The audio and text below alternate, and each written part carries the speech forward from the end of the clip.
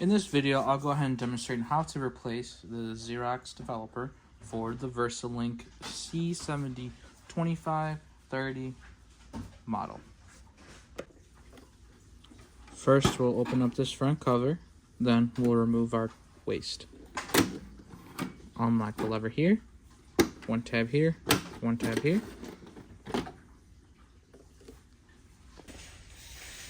Next step we're going to do is we're going to go ahead and remove this black cover here, and this is going to expose our wires for the developer unit. You'll have two little pin downs you'll do with a little flathead, so one right here and one right here. You'll see this will start to pull out, and you can remove this like so.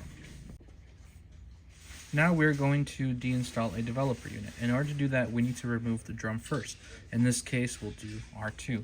We'll lift up the tab here, unscrew this in order to remove our drum. Once we have that removed, we'll move on to the next step.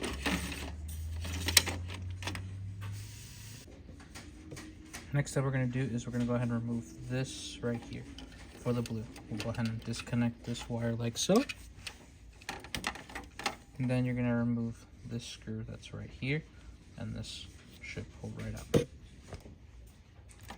Alright, once you take this screw off there, then you are able to pull out your developer unit like so. Then once you have your replacement and filled with powder, you're just going to simply kind of go back on there with the guide, push, and you'll re-add your screw there. We'll reconnect this, add our drum, lock it in, add our cover.